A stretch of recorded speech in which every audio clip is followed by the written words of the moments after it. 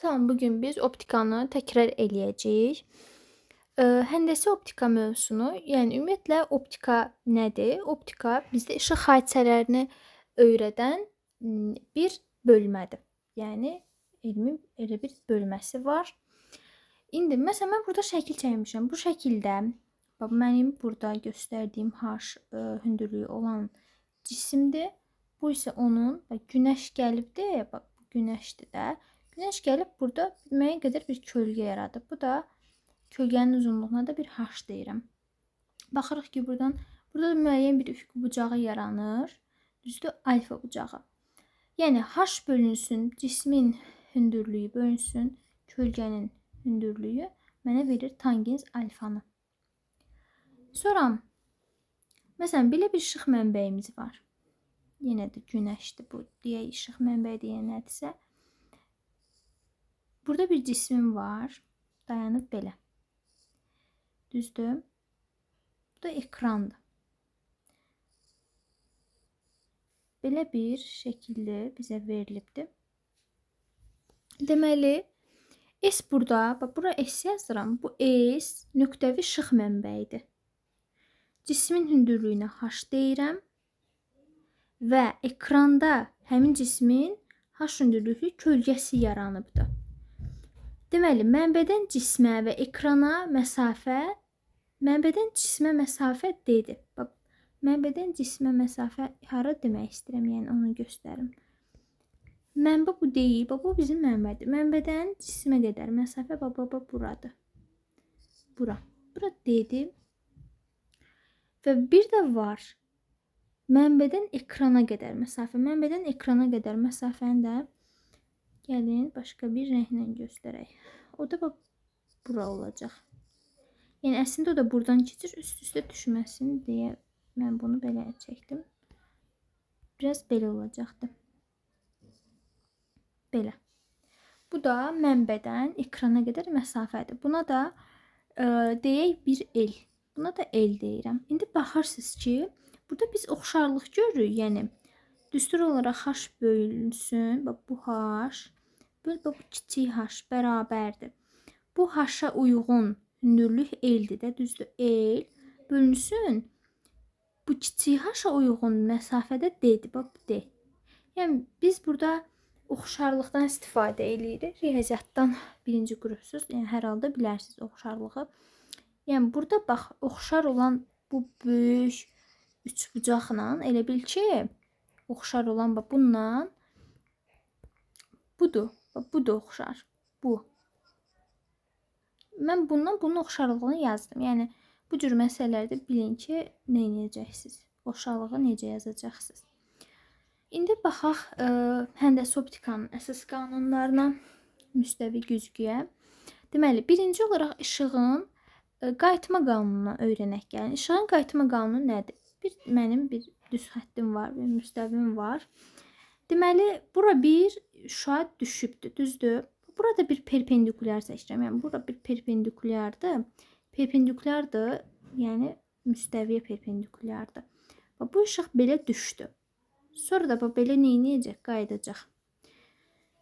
İşığın deməli qayıtma qanunu biz belə deyirik ki, düşən şüa, qayıdan şüa və çəkilmiş perpendikulyar. Bu üçü də bir müstəvi üzərindədir. Bura mən bir alfa yazıram, bura bir beta yazıram. Yəni bura alfa betaya bərabər olacaq. Bura mən 2 alfa da yaza bilərəm. Daha sonra işığın sınma qanunu nədir? İkinci olaraq işığın sınma qanunu. Bizim əvvəlcə belə bir düsturlarımız var. Ondan əvvəl. Məsələn, belə deyək də. İşıq deyə bilər ki, məsələn, vakuumdan mühitə keçir, ya mühitdən vakuuma keçir, ya da saxlayın. İşıq mühitini dəyişərsə, vakuumdan keçsin mühitə və yaxud da mühitdən keçsin vakuuma, onun tezliyi, periodu, nə bilim, bucaq sürəti, omegası, bunlar heç biri dəyişmir. Dəyişən nə ola bilər? Sürət ola bilər. Bir də dalğa uzunluğu ola bilər. Yəni bu iki kəmiyyət dəyişəcək. Məsələn, belə fikirləşin ki, işığın ən böyük sürəti hardadır? İşıq ən böyük sürəti s-yə işıq sürəti deyirik də biz. 3 vurun 8-dir. Yəni işıq sürəti vakuumda olan sürətdir. Vakuumda olan sürətdir və vakuumda deməli sürət ən böyükdür. Onda V ilə lambda düz mütənasib asılı olduğu üçün deməli vakuumda lambda daha böyük olacaq. Yəni vakuumda sürət ən böyükdürsə, vakuumla biz keçək mühitə. Sürət neyniyəcək? Bu zaman yazıram ki, bu zaman yazıram ki, V azalır. V-dən başqa nə azalır? Lambda da azalır. İndi onu da deyəcəm nəyə görə azaldığını. Daha sonra vakuumdan deməli mühitə keçəndə bax, lambda ilə V azaldı. Mühitdən vakuuma keçəndə ancaq neyniyəcək o zaman vakuuma? Onda artıq artacaq. Lambda ilə V artar. Nə qədər artar? İndi gəlin bunu biz öyrənək, nə qədər artacağını. Deməli, bizim belə bir düsturumuz var. Lambda bərabərdir. Lambda 0 bölünmüş n. V bərabərdir. S bölünmüş n. Baxırsan, bu lambda 0 nədir? Vakuumdakı dalğa uzunluğudur. Lambda mühitdəki dalğa uzunluğudur. Bu S bildiyimiz kimi işıq sürəti, yəni vakuumdakı sürətdir. Bu V də mühitdəki sürətdir. Yəni, əgər vakuumdan mühitə keçiriksə, sürət mühitin sındırma əmsalı dəfə azalacaqdır. Mühitin sındırma əmsalı dəfə azalacaq. Deməli, onda biz buradan sındırma əmsalını tapsaq, n bərabərdir S bölünsün V və yaxud da n bərabərdir lambda 0 bölünmüş lambda. Bu bizim nədir? Sındırma əmsalımızdır. Mütləq sındırma əmsalı adlanır. Birazdan da nisbi sındırma əmsalını da deyəcəm. O nədir bəs? Deməli, bunun da öz düsturu var. Mütləq sındırma əmsalının.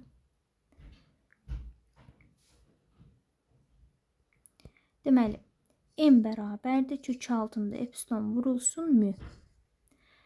Deməli, biz deyəcəyik ki, mütləq sındırma əmsalı ümumiyyətlə başqa bir adı da həmçinin optik sıxlıqdır. Optik sıxlıqda görsəz, bilin ki, bax, bundan söhbət gedir. Yəni, mütləq sındırma əmsalından.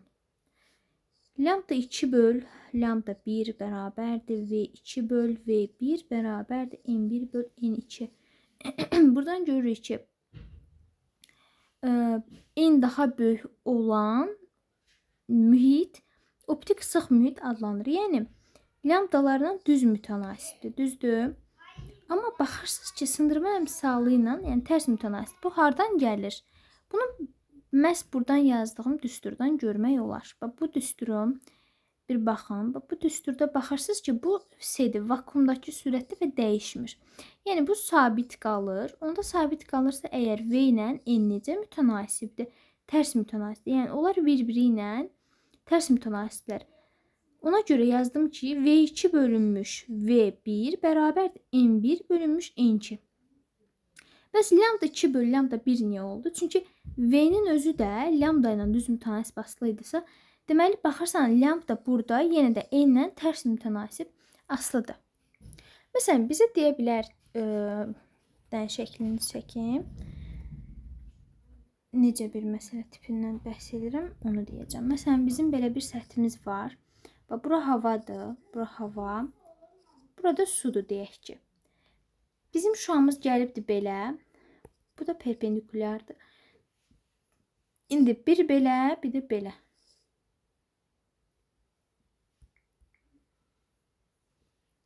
Bunu biraz düz çəkim. Belə olsun, bir belə, bir də belə. Sınıbdır burada şua. Deməli, iki mühiti ayırıram, bir sərhəd çəkmişəm. Baxırıq ki, burada bu düşən şuadır, düzdür? Deməli, düşən şua havadan keçibdir nəyə? Suya. Əgər bax bu havadan suya keçibsə, yəni hava biz havadan suya keçirsə, yəni deyirik ki, seyrəkdən sıxa keçib. Seyrəkdən sıxa keçirsə əgər, demək ki, biz onu daha da sıxırıq. Sınaraq perpendikulyara yaxınlaşır. Və görsən, perpendikulyar budur, neyinib? Yaxınlaşıb. Amma yox. Sudan havaya keçsəydi, bax belə olacaqdı. Bu bizim olacaqdı perpendikulyarımız. Bax, belə gəldi buşa, düzdür? Bax, belə gedəcəkdir. Yəni, bir var belə sınsın, bir də var uzaqlaşsın. Perpendikulyardan uzaqlaşırsa, deməli bu sıxdan seyrəyə keçibdir. Sıxdan seyrəyə keçibdir. Yəni, bu kimi suallarla da rastlaşmaq olar. İndi isə nə edəcəm mən? Deməli, bizdə bir limit bucağı olacaq. Gəlin bunu da deyək. Məsələn, belə bir şəklim var. Yenə bu da bayaqki suala oxşuyur. Gəlsin bu belə. Burada bir sınma görürük. Bunun da yolu düzdür. Burada bir alfa bucağı yazıram. İndi düşmə bucağı haradır? Bax, bu şua gəldi, buradadır da. Düzdür, bura düşüb. Bu düşmə bucağıdır. Düşmə bucağının sinusunun, yazıram sinus alfa. Sınma bucağının sinusuna olan nisbəti.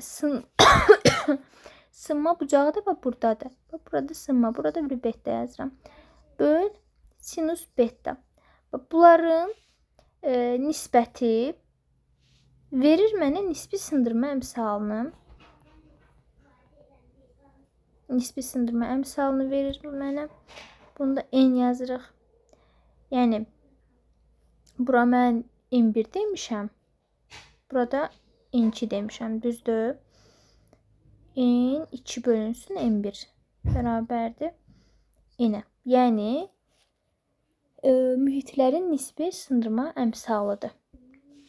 Ümumiyyətlə, bunun düsturunu həmişə n2 böl n1 formasında yazırıq. Və baxırsan, burada artıq n2 ilə n1 varsa, onda v1 böl v2, lambda 1 böl lambda 2 yazacaq artıq.